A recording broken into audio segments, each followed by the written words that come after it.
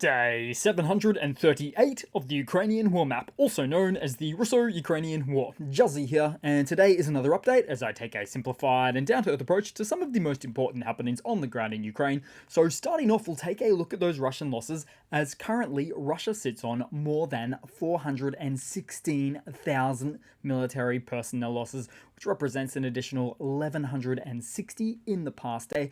Then as for hardware losses, 16 tanks, 28 APVs, a whopping 35 artillery, 1 aircraft, and 65 unarmored military vehicles, which is a field that rarely is mentioned by myself, but is important to note, as logistics is always of paramount importance to any army's success. Then we'll head back across to the map today as Ukraine's Air Force Commander of the East confirmed the shooting down of a Russian Su-34 jet, with him stating, quote, "Unfortunately only one." And this comes off the back of a string of recent Russian aviation losses in the region, with this latest instance occurring near to the Mariupol region.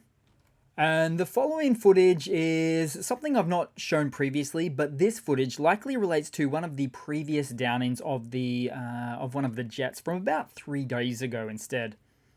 And so it would seem that Russian forces appear to be willing to risk continued aviation losses in pursuit of tactical gains in eastern Ukraine, and seemingly doing so right before the Russian elections. But this might be more to do so with promoting some land gain wins for Russia, so as to help legitimize Putin's re-election. Because in that political system over there, the whole point is to only make it look like a semi-plausible win for Putin. Nothing more, nothing less.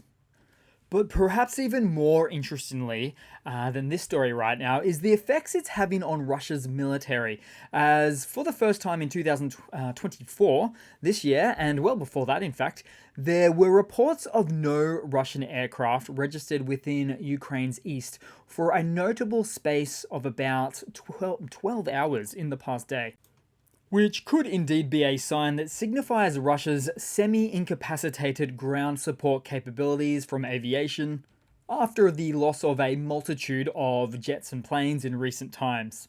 Not to mention Russia's A-50 radar planes that are either A, pulled right back to Russian airspace only, thus affecting their own operational picture of the battle space for fear of another shootdown, or B, as per a UK intelligence update, it's been said that it's highly likely that Russia's mainstay A-50 radar planes have been all grounded due to the loss of 2 in the space of about 4 weeks.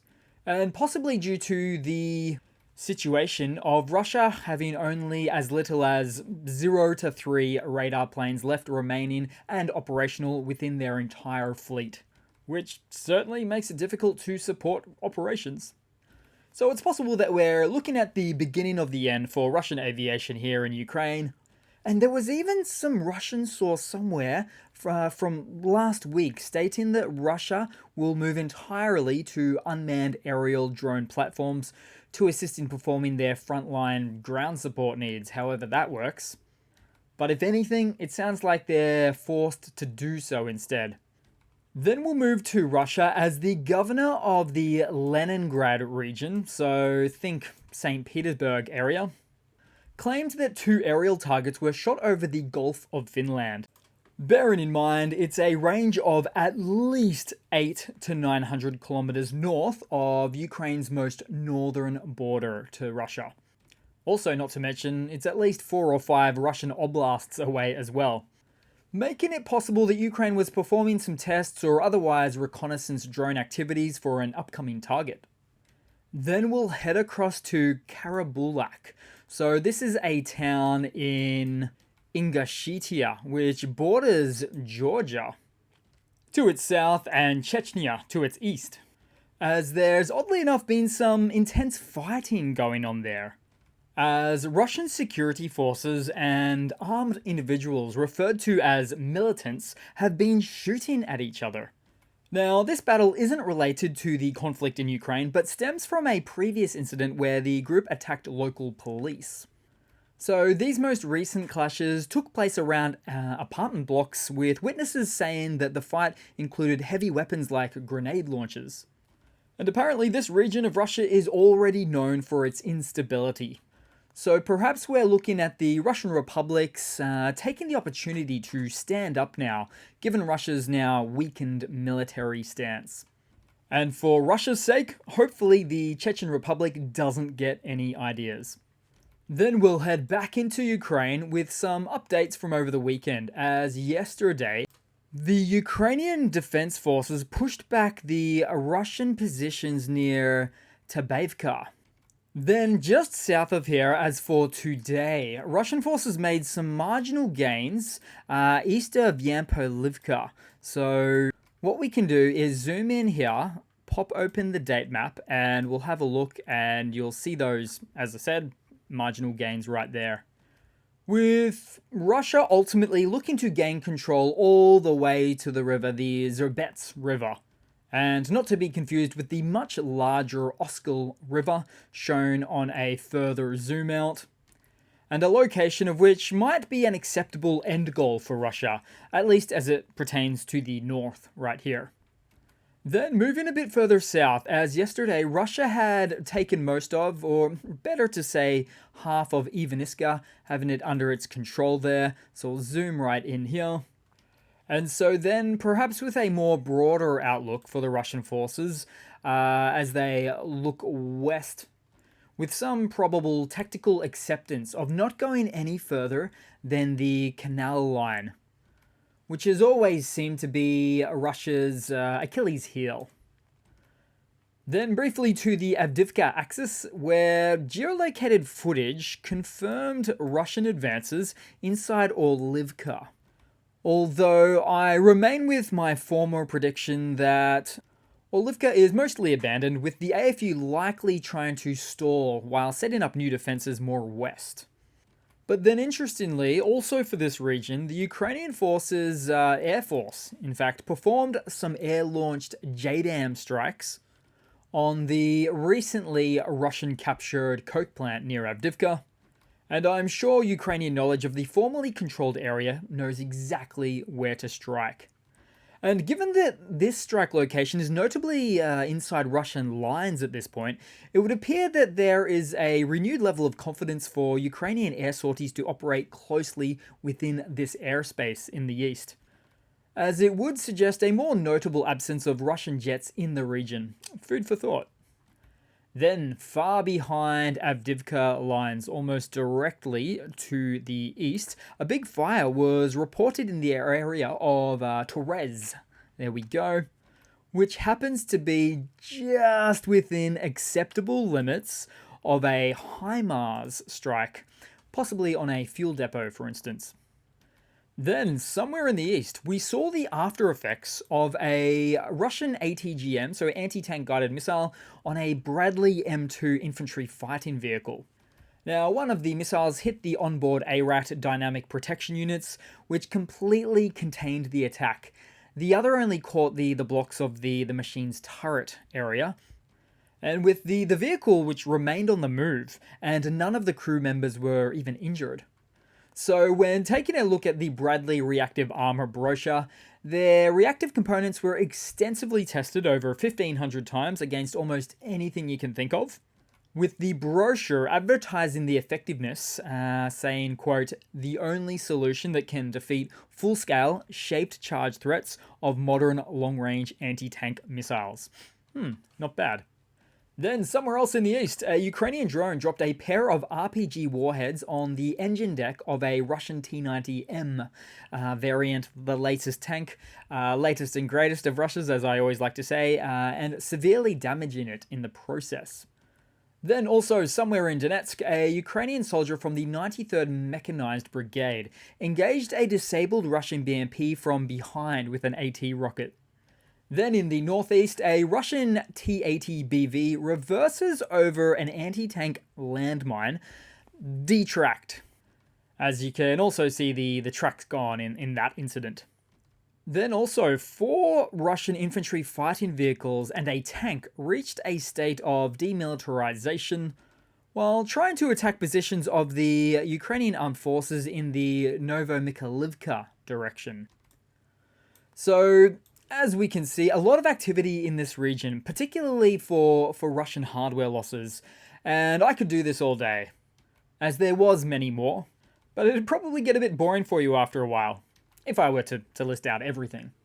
But then to Zaporizhzhia, because in a similar vein, the Russian advances in the area of Robotyne are just a mess for the Russian invasion, and up until this point, continue to be. As for instance, this latest offensive attempt by the Russian forces at Robotyne in the southwest, ended in disaster, as with so many others. So clearly Russia has an operational requirement to delete these Ukrainian gains from the map to make for some sort of political win, I would suspect. That is to say, to remove Ukraine's southern offensive gains. But zoom out and look around. It's not just that pocket there, it's everywhere. Then moving across further to the west into the Kherson Oblast, as the Ukrainian Air Force used the JDAM munitions once again to hit a Russian command post in Chelberda. Oh, but also a missile depot as well. And the usage of JDAMs on the Ukrainian side have not been that common, as these strikes actually mark an evolution in warfare for the AFU, reflecting Ukraine's growing proficiency in using such technology. But it is likely, in order to use them with a range of, 40 to 65 kilometers, that they wanted to have the skies cleared somewhat first. Then briefly, right next door, almost at Krinky, 2 Ukrainian Marines were helping a group of Russian servicemen to liberate Krinky from their own Russian presence.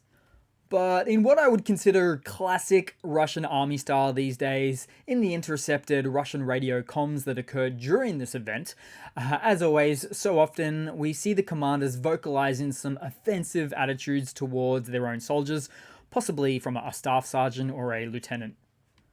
Then headed quite south, as the Russian authorities shut down traffic on the Crimean bridge around 3:40 a.m. this morning local time due to reported explosions. Earlier, residents heard blasts near an oil depot in Feodosia as well. Then, not long after, the Russian Ministry of Defense claimed their air defenses shot down 38 drones over occupied Crimea. 38! Now, if this is true, then kudos to Ukraine for scaling up longer-range drone production that much to attempt to overwhelm Russian air defenses. And if this is false, well then, kudos to Ukraine for being in the process of scaling up production of longer-range drones to attempt to overwhelm Russian air defenses in the future. Because what I mean to say is, we are going to see some long-range aerial successes this year, that is for certain. Then headed across to some news for today. So starting off, Jukka Kopra, chairman of the Finnish Defence Committee, stated that Finland's weapons could be used against military targets inside of Russia, emphasizing the importance of standing up to Russia's aggressive posture. So those are some fearless, strong words of support from another country that borders Russia itself. Additionally, Finland has urged Germany to consider providing long-range Taurus cruise missiles to Ukraine to bolster its defenses as well. Then in some other news, Ukraine has once again enhanced its naval drones, making them a significant threat to Russian warships now more than ever. So the drones known as Sea Babies have been upgraded to carry larger warheads and to have improved range and seaworthiness, with the latest of which being able to carry a 860 kilogram warhead, or about 1900 pounds, with a range increase now leading up to 950 kilometers, which is about 600 miles. So in real life terms, that means deploying from, say, Odessa to all the way to really Georgia, depending on how you want to count it. Oh, and not to mention the warhead size is almost double of something you'll find in a Russian Iskander missile. But it's not just all of that, because this latest development seeks to make them reusable, thus incorporating an additional payload delivery method or mechanism instead of, ramming into the warship, which has been effective in its own right. Then moving across to more Ukrainian hardware news, because in a similar spirit, we saw a prototype high-speed FPV drone in Ukrainian testing with the Toro group. And seen here, the drone can reach speeds of over 130 kilometers per hour, which is about 80 miles per hour. Then, as for a Russian hardware update, as reports of weapons shipments from North Korea to Russia have been halted, at least for now. And for which a pause like this might lead to a shortage of munitions for Russian forces in Ukraine. As you may know, the United States and Ukraine have accused North Korea of providing Moscow with artillery shells and ballistic missiles. But as current satellite imagery shows, Russian ships no longer arriving at the North Korean ports of the one of Ryazan or to their destination in Russia. Now, Ukraine claims that North Korea is a significant supplier of munitions to Russia, which that's not really a contested fact.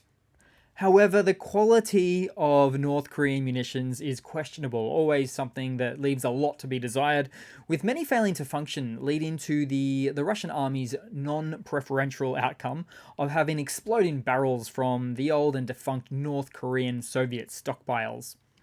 But, you know, as with any dictator, they are inherently quite paranoid. And so the man at the top, Kim Jong-un, may feel a depletion of his own artillery stockpiles, whether real or imagined, leading to outcomes just like these. Then headed across to a quick funny to round it all off for today, guys. Now, I wasn't actually sure where to put this one, but it did give me a bit of a chuckle, so here we go. As the remains of a Russian Kh-35 anti-ship missile landed in the fields of Krasnodar Krai of Russia unexpectedly.